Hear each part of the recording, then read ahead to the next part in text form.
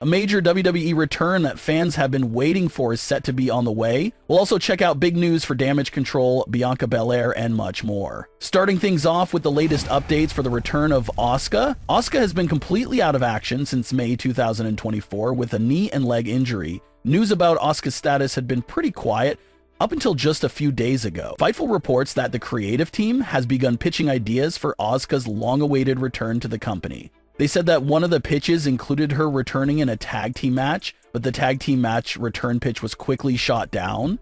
Her return is most definitely coming up real soon, but it looks like the fashion and how she will be reintroduced is what's currently being debated. The report claims that it's unknown if she has been training at the Performance Center or not, but if they're being given the green light to pitch return ideas for her, it gotta be a good indicator that she's close to returning. One of those potential return routes for her just has to be something related to Damage Control. She was a member of that group before she went down with this injury. She never went through any tension with Damage Control. It was simply the injury that had her gone and taken away from the group. So returning right back into the fold of Damage Control could be on the table. Only issue is that there really isn't anything left of Damage Control at the moment. Bayley's been gone for a long time. Kairi Sane was written off not that long ago, and Dakota Kai is now reportedly hurt as well. So Damage Control is pretty much just Sky at the moment. At that point, you do gotta wonder if it'll even be worth it to bring Asuka back into what's left of Damage Control, or just bring her back on her own with a fresh start. Either way, Asuka's return is one that the fans have been hyped about for a very long time, and thankfully, it appears to be on the way real soon. Someone else who appears to be having a lot of big stories teased for themselves at the moment is Bayley. Bayley spent a large chunk of 2024 as women's champion, had a program going with Nia Jax and Tiffany Stratton, but Bayley has been without a major story since all that wrapped up several months ago, but it does look like that's all about to change with Bayley's trade to Monday Night Raw. Bayley confronted Rhea Ripley this week on Raw with a pretty solid case. Bayley argued that she just won the Royal Rumble last year and went on to win a world title at WrestleMania, so if she did it once, she can do it again. And that's a pretty solid and effective case by Bayley, because it's true, we saw Bayley do all that just last year, so if she says she's going to do it again, you got to give her the benefit of the doubt. She is not all talk. This is something she legitimately just did not that long ago. So Bayley's words there does mean something and holds weight because of all her recent big success. So Bayley put Rhea on high alert that she plans on coming for the women's world title this WrestleMania season. That would be a pretty high profile matchup for Rhea Ripley, so it does seem very possible. But moments later in that same segment, Bayley found herself face to face with Sky, and that was a pretty intense standoff there as well. Both Sky and Bayley are babyfaces now, but the history of the events that happened in 2024 are still alive and present between them. Bayley was the one who took the women's title away from Sky, and Sky of course backstabbed Bayley and took Damage Control right from her. So there's still a lot of bad history and tension there between both women, and that would be another major program for Bayley on her new home of Monday Night Raw. With the way certain events have been turning out, it makes you wonder if things could begin crashing down for Bianca Belair and Naomi. Despite the big loss of Jade Cargill back in November, Bianca and Naomi have surprisingly found a lot of success in Jade's absence. Bianca and Naomi became the tag team champions together, and they've been on a roll successfully defending those titles on Raw, SmackDown, NXT. Everything has been going so well. The titles are in their possession. No one has found out a single thing about who attacked Jade Cargill. Everything has been going according to plan. But there was a big recent event that could signify the upcoming end of Naomi and Bianca's smooth run as tag team champions, and this event was the big loss on Raw. Bianca and Naomi technically had them beat, but due to outside interference from Dominic Mysterio, Liv Morgan and Raquel stole the win. And the win is so significant because it was a non-title match, and everyone knows that once you pin a champion in a match like that, it instantly boosts you up the list of challengers and gives you a great case for being the #1 contender. So with Liv and Rodriguez scoring this pinfall victory over Naomi and Bianca, we can surely expect Liv and Raquel to get a title match against Bianca and Naomi in the very near future.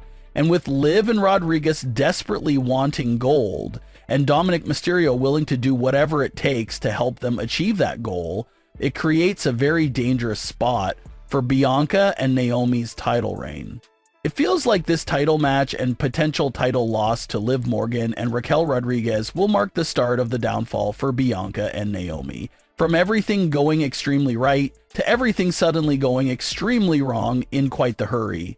They'll end up losing the titles to Liv Morgan and Raquel Rodriguez, and that will leave Bianca and Naomi feeling very understandably disappointed and heartbroken. But losing the title would unfortunately only be the beginning. What if after losing the tag team titles, something about the Jade Cargill attack suddenly gets revealed? Losing the tag team titles will just open up Pandora's box and lead towards the full truth coming out about what happened to Jade Cargill.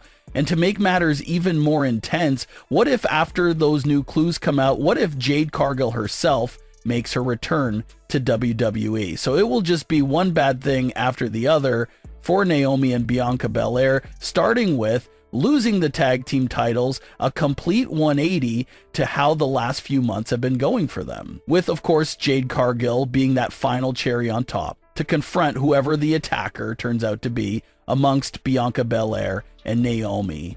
As far as more subtle little hints goes, it appears to be clear that Jade Cargill is not really messing with either Bianca Belair or Naomi at the moment. Jade Cargill has made it clear for a few days now that she's back to full health, but as far as the audience knows, Jade Cargill still has not reached out to Bianca and Naomi with a little phone call to check in and let them know how she's doing. Another way around as well, Bianca and Naomi's characters have not called Jade Cargill to check in on her either, which is pretty strange. Close friends would check in with each other and touch bases if something that drastic and mysterious happened to each other. Another thing that has been continuing for this story across social media is Jade Cargill ignoring all of Bianca and Naomi's posts, and Bianca and Naomi returning the favor to Jade as well. Prior to the November attack, Jade, Naomi, and Bianca all shared frequent likes and interactions on some of their social media posts, and were always active on each other's pages.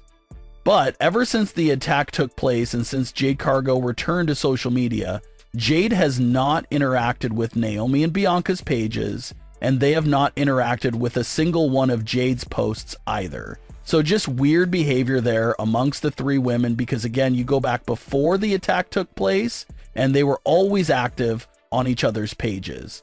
But then the attack takes place and suddenly the three of them can't find the like button anymore on each other's pages. So it's a small, minor detail, but it's definitely still there. You can go through Jade's recent posts, check the likes, and you will notice that Naomi and Bianca are nowhere to be found on any of those recent posts. So Jade Cargill is not revealing her hand and the information she does know about the attack this early on. It looks like Jade Cargill will wait to get back to SmackDown to confront Bianca and Naomi in person about what she knows about the attack. Judging by her recently cryptic messages, Jade Cargill knows a little something about who attacked her. So now we just gotta wait for that big confrontation that should be coming up sometime soon. But what are your thoughts on today's stories? Leave your comments below. Don't forget to subscribe with all notifications on, and leave a like if you enjoyed. Thanks for watching, guys.